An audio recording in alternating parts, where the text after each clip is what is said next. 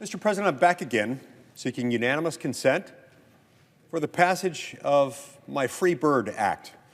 Now, previously, my request for unanimous consent was met with an objection on the grounds that we're still in the midst of a public health emergency.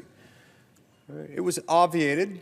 This objection, this unanimous consent request, was objected to on the grounds that if we were going to do this, we should end the vaccine requirement for foreign travelers and the public health emergency at the same time. To do this, in the words of the objector, to make it clean. Well, Mr. President, just last night, the Senate voted to terminate COVID-19 pandemic national emergency order. That makes this as clean as it gets. We've passed this now, and early this morning, the White House announced that the President will be signing that measure, which had previously been passed by the House, into law. So that's happening now. That means that this is as clean as it gets. These things would go out at the same time with a bang, as well they should. Now, it also means that there's no reason why we shouldn't end this particular restriction, the restriction on unvaccinated foreign travelers coming into the United States today. Now, to those who might think that the Senate passed something last night that might somehow make it unnecessary to pass the Free Bird Act, make it unnecessary separately to enact legislation ending the foreign traveler vaccine requirement, they're mistaken. And they're mistaken because those two legal documents, the proclamation issued by President Trump in 2020 declaring a national public health emergency, and the October 2021 executive order issued by President Biden putting in place the foreign traveler vaccine requirement, they're separate things. Neither depends on the other.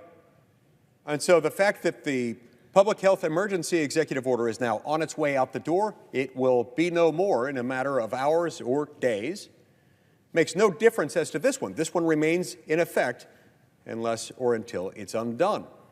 So to paraphrase the words of the member of the Senate from the Democratic Party who objected to this just a few days ago, we can make it clean. Now, we should make it clean. In fact, we should make it clean by getting rid of this just as the other expires. Now, look, so it begs the question, why does this matter so much? Why do we care about the fact that we're requiring foreign travelers to prove that they've been vaccinated prior to entering the United States? Well, we care, and we should care, because it's levying a really heavy cost on state and local economies and on the American economy and on American relationships across this country. Continuing to keep this mandate in place at a time when President Biden himself has declared that the pandemic is over and is prepared apparently to sign into law legislation passed by both houses, officially ending the order declaring the existence of the public health emergency over COVID, it doesn't make any sense to continue this, especially at a time when this body has voted and the president's prepared to sign the other measure. Look, those who oppose this really are unjustified in what they're trying to do, especially because they're ignoring the new risk calculus that is affording Americans a renewed sense of normalcy, much needed normalcy after 3 years of chaos. This policy has separated loved ones for far too long. It's time to end the COVID-19 vaccination requirement for foreign travelers, prohibit using federal funds to carry out the requirement, and prevent the CDC from ordering future COVID-19 vaccine mandates for foreign travelers. It's costing us too much. Mr. President, in 2021 alone, Utah visitors, travelers coming into Utah, spent nearly $11 billion, generating over 130,000 jobs and almost $2 billion in state and local tax revenue. Now look, Utah's tourism sector experienced so much decline during COVID, particularly during 2020. By 2021, and even more so by today, it really has recovered quite well, except in one area. We still haven't recovered, much less made any gains, with regard to foreign visitors to the state of Utah. Why? Well, I think a lot of it has to do with this unnecessary draconian requirement, a requirement that the developed world no longer recognizes the need for. We're outliers in the free world for keeping this in place. But by lifting the vaccine mandate, Utah and the United States stand to benefit tremendously from increased international travel. Look, it's not just that it's costing us tourism. It's costing us meaningful connections, connections that enrich and promote our shared humanity. Right now, foreign travelers, including family members, including friends, business relations, and even international sports figures, are being kept off of U.S. soil arbitrarily due to this draconian vaccine mandate. Look, right now, today, this very moment, we have the opportunity to reverse course. In fact, the House of Representatives has already passed this very bill ending the vaccine mandate, and it's passed it with bipartisan support.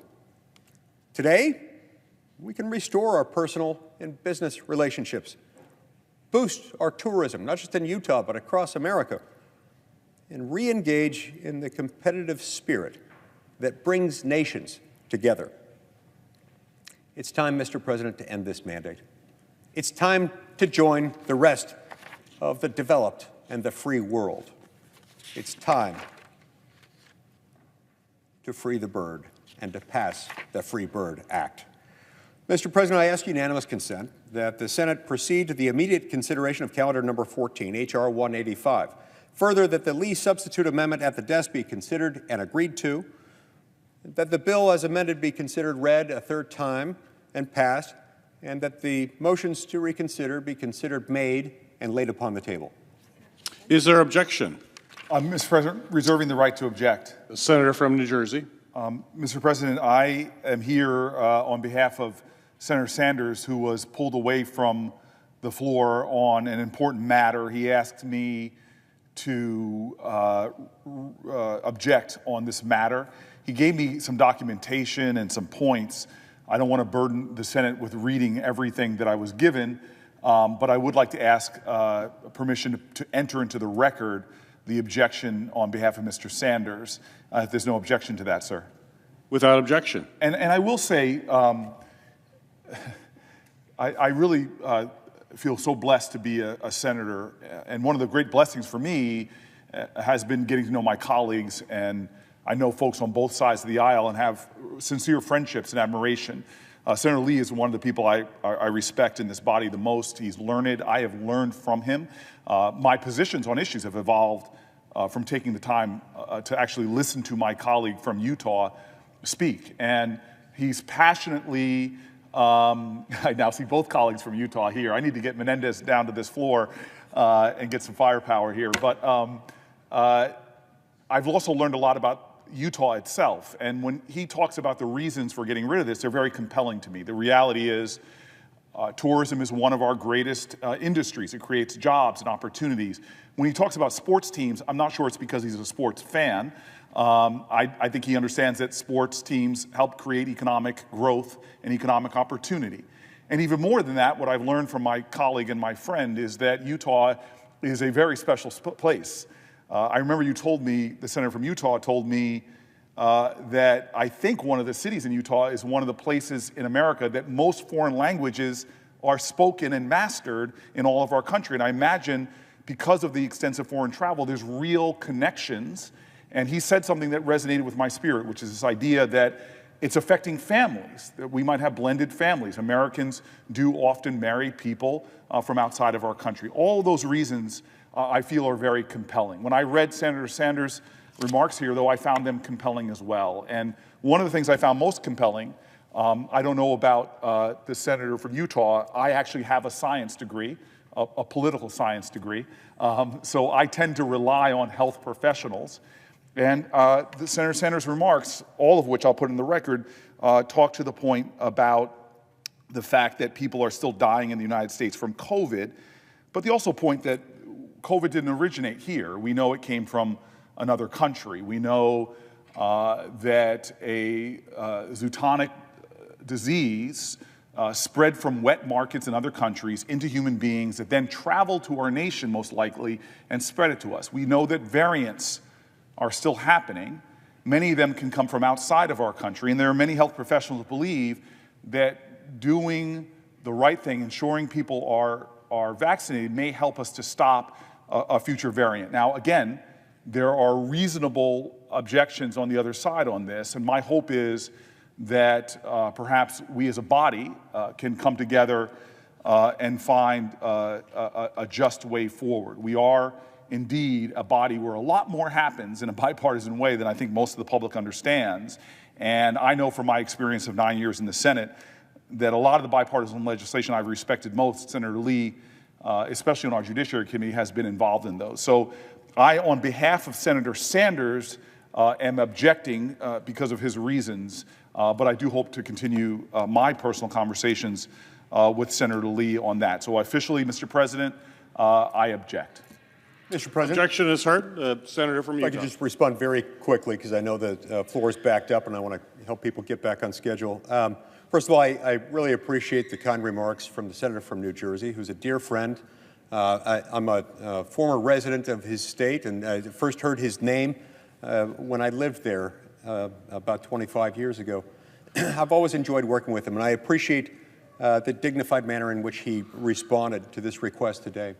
You drew the short stick, and you've got a job to do. I get it. I do look forward to working with you on this, because I suspect you and I can get to the point where we agree on this. I would love nothing more than to add you as a co-sponsor. Look, the bottom line is I haven't reviewed what Senator Sanders has submitted through Senator Booker, but I look forward to doing that. I surmise, based on the summary, that these are relying on certain experts. Some of the same experts who have given some phenomenally bad advice, much of which turned out to be wrong. Same experts that told us that it didn't leak from a lab. Same experts that told us that it wouldn't spread among the vaccinated. Same experts that told us that we should have to mask 2-year-old children when getting on a plane. There would be no adverse consequences from sending children to school during COVID, and that it was absolutely necessary and imperative to do so. Some of the same experts who tell us to vaccinate young children, sometimes infants, with this particular vaccine. So I have great reluctance to defer to those same experts when especially considering the fact that even though some of those very same experts are telling us not to end the public health emergency, we've now done so, and President Biden's going to sign that into law. Let's end the madness of deference to experts who have proven time and time again to be wrong. Thank you, Mr. President.